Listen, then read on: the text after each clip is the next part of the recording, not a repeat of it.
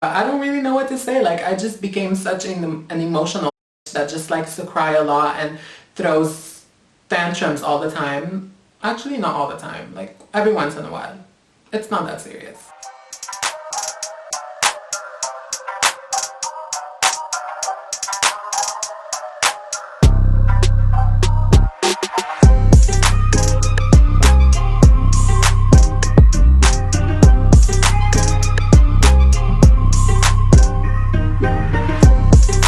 Hey guys, what's up? Welcome back to my channel, and if it's your first time watching me, hi, I'm Gigi. First of all, can we talk about this little animation slash introduction that you guys have just seen? My friend Nina created that for me. She's a graphic designer and illustrator, and make sure you go follow her on Instagram and show her some love. Basically, she had previously created one for the t-licious channel, and we had to create one for my channel, and I'm just obsessed with it. Like, it's just so me, and it's just so cunty, and I love it. And I had to pay homage to the look that she created for me in the animation, so I'm kind of wearing like the same kind of look, like inspired by it. I'm even wearing the same kind of like shimmery dress, but it just doesn't show on camera. Anyways, I know I have been MIA for a little while, and I have not been posting any content. Even on Instagram, I've been kind of silent there, but you know, life is just crazy. It's 2020, and I kind of needed a break. But hopefully this time I'm gonna try to be as consistent as I can. I have a whole lot of ideas that I want to film and a whole lot of content that I have planned, and I'm just excited. I'm excited to film again and get into it again.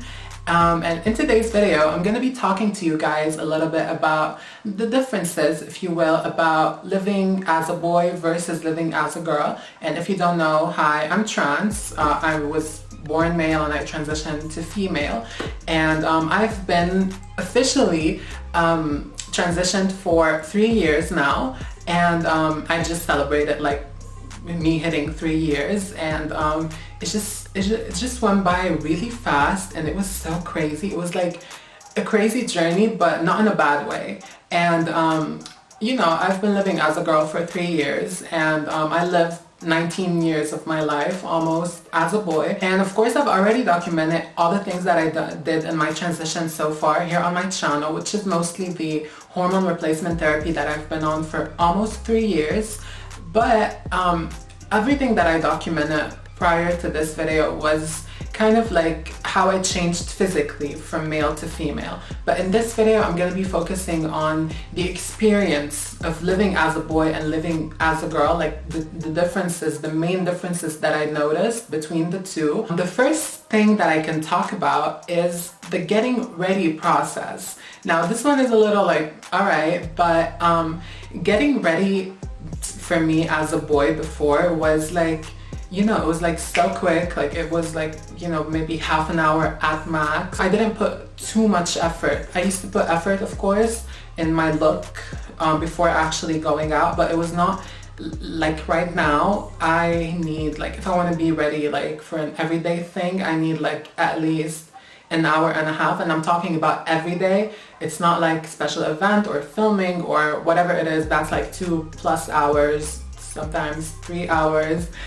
But you know, I like to take my time, you know, I like to chill, I like to vibe, listen to some music, and sometimes I do wish I could just like get dressed and, you know, leave the house, and I can do that if I want to, if I really want to, but you know, I like doing all of this in order to feel better about myself and in order to feel more confident. I feel like you should always be put together when you're going out, and it just makes, not for other people necessarily, but for yourself, just so you can feel better about yourself. But yeah, I would say that getting ready process has drastically changed ever since I transitioned and have been living my life as a girl full time. So the second thing that I want to talk about is how the world views me, how, you know, society views me, and how, you know, just the public views me. And it's not about specific people, it's just in general. Now I get way more attention. Of course, before actually transitioning, when I was still presenting or living my life as a boy, I used to get attention because I've always been an attractive person. But I'm not being conceited, I'm just being honest. But after my transition, now that I'm a girl, it's like the attention is like kind of sometimes like a lot for me to handle, even though I kind of like the attention, but sometimes it's just a lot. There is no way in hell for me to walk into a room, a club, a restaurant, whatever it is, and not have every single person there looking at me and staring at me. And it's not because I'm trans, it's more because I'm a tall, plus size, beautiful woman. But it's like sometimes it's kind of crazy. I think every woman can relate to what I'm gonna say now, but being a woman, people kind of make you feel bad for taking up space when you're in a public setting. Like, people kind of make you feel bad and miserable for that. But when you're a man, no one kind of like, you know, like you can take up all the space you need or you want. But when you're a woman, it's like they kind of corner you. And as I said, I think every woman out there can relate, trans or not. But it's weird. It's weird. Like, the world views me in a totally different way now. Not necessarily negative, but you know, as I said, when you're a woman, people have so many expectations for you and so many like things to say about you and things to criticize about you that they don't do the same thing for men. When you're a man, it doesn't really matter. It doesn't really matter like how you look. It does sometimes, of course, in a lot of cases, but mostly it's just like, all right, you can pass. But when you're a woman, it's like they have to examine everything about you and make sure you are perfect to them and whatever. And it's like, it's frustrating. But still, I don't really take that for granted. Like, this kind of empowers me, because this just shows me how much society is scared of a independent, strong woman, and add trans women on top of that, and add plus size women on top of that. Like, people are scared of that because that's different for them. Now, moving on from talking about how society and the world views me to how I view myself, like, of course I still suffer from gender dysphoria. It's been reduced though astronomically, but I still suffer from it. You know, I still am not where I want to be with my transition, and like it's a long way to get there. But what changed negatively was my body dysmorphia. Like, I've always been tall and plus size and easier to see, but when I was still a boy, people there didn't really shame me for that. But now that I'm a girl, as I said, people shame me for that, and it's kind of been messing with my head. I'm not gonna lie. I've always been not at a good place with my body, even before my transition, but as I said, after the transition and after all of that pressure, it's like I started being even more judgmental of myself and started wanting to lose weight more and being always in front of the mirror and kind of criticizing myself. I'm kind of working on not doing that as much and kind of loving myself. I don't think you can change something about yourself if you don't already love yourself the way you are. And I do love myself, of course, but you know, there are some things I want to change. It's been hard. It's been hard dealing with myself. I kind of sound crazy right now, but hey, that's the truth. I'm being as honest as I can. You okay? With zero personality, zero energy, but she's beautiful. Yeah. I kind of am making a joke about it, but that's how I kind of deal with things. Like, I just joke about things. But it's been hard. It's been really hard, and it's been a dilemma with myself. But hey, I always like to just always work on myself and make myself better, physically, mentally, emotionally. And sometimes it's hard. And when the whole society is like against you, it's kind of hard sometimes. But I'm a big girl. I can take it. Now, speaking of big girls, I don't know what kind of segue was that, but hey, big girls cry too. And the fourth thing I want to talk about is the emotions. Me being emotional. I'm not saying I was a cold-hearted before transition or when I was living as a boy, but I was not that emotional. Hormones do play a huge role in that, but still, I just became so emotional and so compassionate. But I still, sometimes I can be a cold-hearted if I want to, but it's like, I'm still the same person, but I kind of am not the same person. It's like I changed drastically. My perception of life has changed, and I think being emotional plays a huge role in that.